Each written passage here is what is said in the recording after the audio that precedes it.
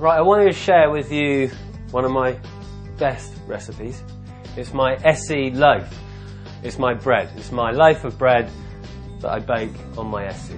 The ESSE is just absolutely perfectly suited for baking bread. The results are always top notch. They always knock the supermarket bread out of the water, and it's so easy to do. I've got my ingredients here. All they need is weighing up.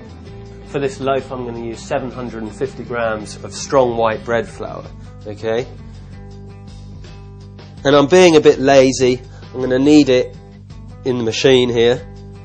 I'm only doing that to speed things up a bit. Now you could use just strong white bread flour, but I like to mix them up a bit. This is a wholemeal flour, so I'm going to use 250 grams of this. It gives me 1 kilo in total. And the combination of the two flours just makes the bread a little bit more interesting, a little bit more kind of toothsome, and you know, you've got that wholemeal element, which I really like. 250 grams to make up to 1 kilo. Okay, so that's our two flours weighed up. We've got 1 kilo, 750 grams of the strong white bread flour, and 250 grams of the wholemeal. When I make bread, I work with a 2%, 1% ratio. So for every kilo of flour, I'm going to add 20 grams of salt and 10 grams of yeast. So with our 1% yeast, we're looking for 10 grams. So that's the yeast in. And our 2% salt, we're going to go for 20 grams. But if you're not that into salt, or you're watching out for it, you can cut it down a little bit. We're looking for 20 grams.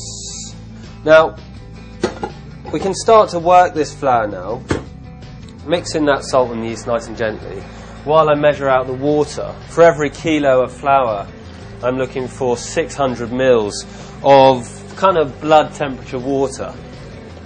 So the water can go straight in, trying not to spill it.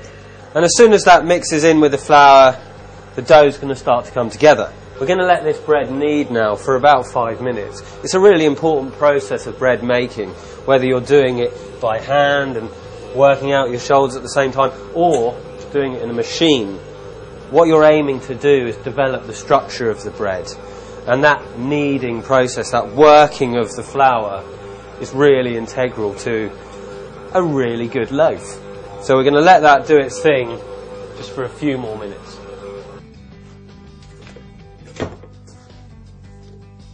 That looks really good, ready to go.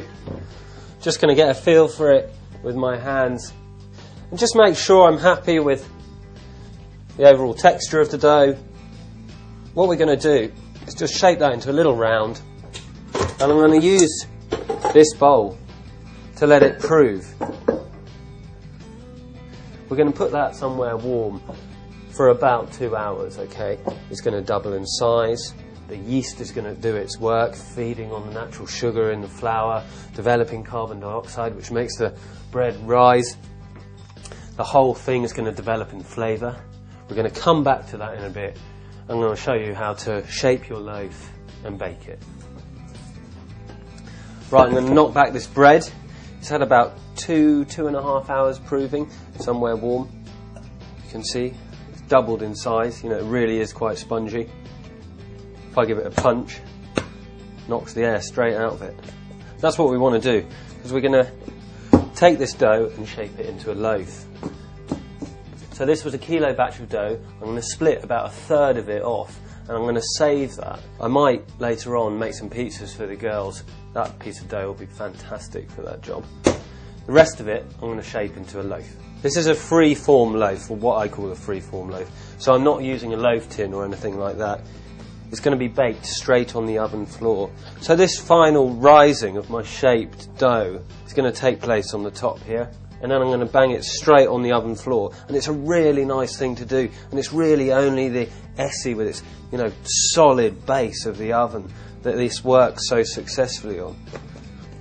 Tapping it out like that just helps to give you your initial shape to your bread, okay?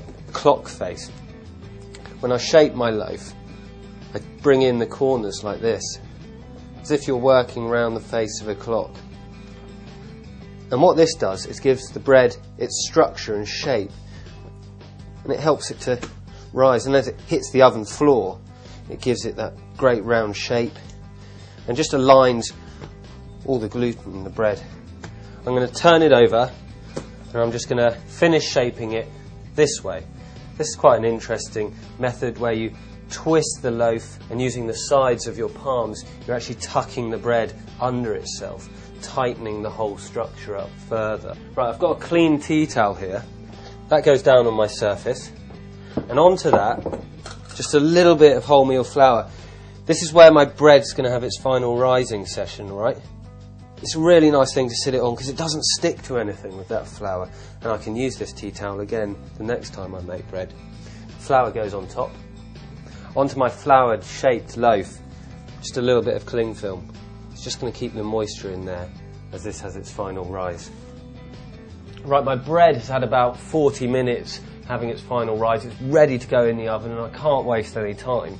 When I say in the oven, I mean straight on the oven floor. I did mention that earlier. Before I put it in, I'm just going to give it a good clean, and I just do that with my tea towel. Make sure there's no loose crumbs or anything like that on there. And she's ready to go. Keep the oven heat up, okay? We're going to pick up our bread. Cling film comes off, and I'm going to actually use a bread knife, a serrated knife, just to slash the bread. It just helps it to spring up in the oven. Just a few slashes like that. So I'm going to open the oven door. I'm going to very carefully pick up my loaf without knocking the air out of it, and it goes straight on the oven floor like that. Wow. There she is. That's my ESSE loaf cooked on the floor of the oven.